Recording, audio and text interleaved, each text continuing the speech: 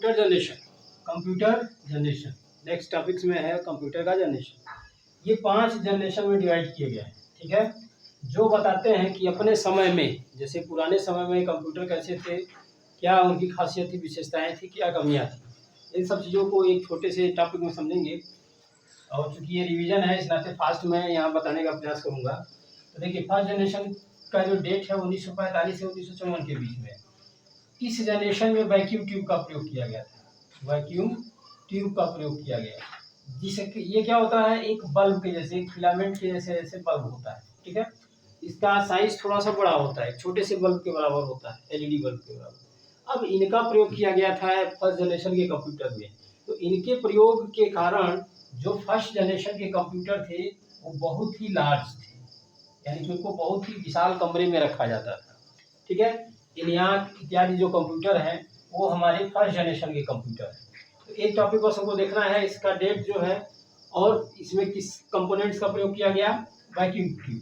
यही सबसे इम्पोर्टेंट है कि किस कंपोनेंट के कारण हमारा जनरेशन है उसका डेवलपमेंट हुआ, ठीक है। तो कंप्यूटर लार्ज थे, बहुत बड़े कंप्यूटर हो जाएंगे तो इसका जो मेंटेनेंस खर्च होगा,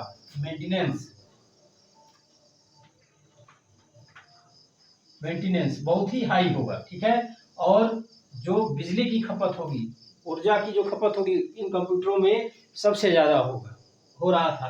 क्यों? क्योंकि ये क्या थे, बहुत ही बड़े कंप्यूटर होते थे। और वैक्यूम ट्यूब एक ऐसी टेक्नोलॉजी थी जो पहले गर्म होता था, उसके बाद से कंप्यूटरों को ऑन करता था, ठीक है।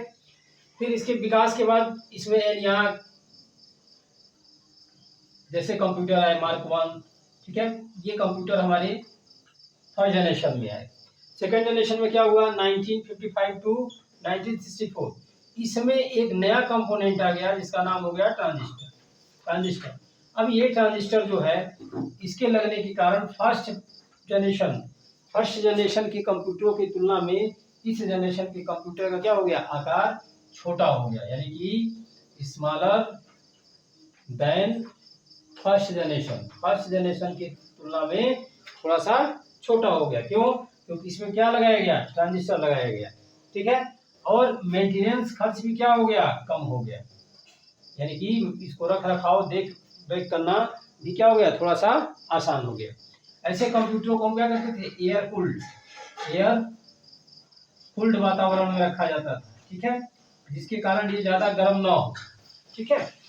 फिर उसके बाद थर्ड जनरेशन की शुरुआत हुई 1965 से 1971। इसमें एक नया कंपोनेंट आया जिसका नाम इंटीग्रेटेड चिप, यानी कि एक ही चिप में हजारों ट्रांजिस्टर और वैक्यूम ट्यूब का कॉम्बिनेशन बना दिया गया, ठीक है। तो ये थर्ड जनरेशन में आ गया। फोर्थ जनरेशन क्या हो गया, नई टेक्नोलॉजी आई जिसमें हमने क्या किया, VLSI, very large scale integration का प्रयोग किया, ठीक है, जिसके कारण जो कंप्यूटर का आकार था वो क्या हो गया, छोटा हो गया। और यहीं से हमारे किन कंप्यूटरों की शुरुआत हुई, माइक्रो कंप्यूटर की शुरुआत हो गई। अब ये माइक्रो कंप्यूटर जो है ये आकार में क्या हो गए, छोटे हो गए। और फिफ्थ जनरेशन, भविष्य का जो जनरेशन है वो 85 से लेके 91 तक, आज तक अभी कोई ऐसा कंपोनेंट्स नहीं आया है जिसके कारण हम फिफ्थ जनरेशन की शुरुआत को दिखाए है।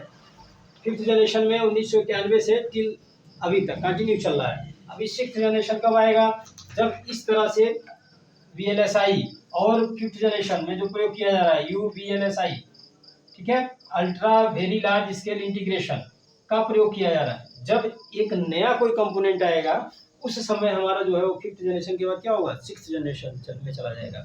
ये क्या है, जनरेशन मतलब जैसे हम लोग मोबाइल में देखते हैं, मोबाइल में क्या है, कहते हैं कि 1G, ठीक है, 1G 2G 3G 4G 5G, यानी कि इस समय जो हमारा मोबाइल फोन आया है वो क्या है, 5G का मतलब फिफ्थ जनरेशन चल रहा है, ठीक है।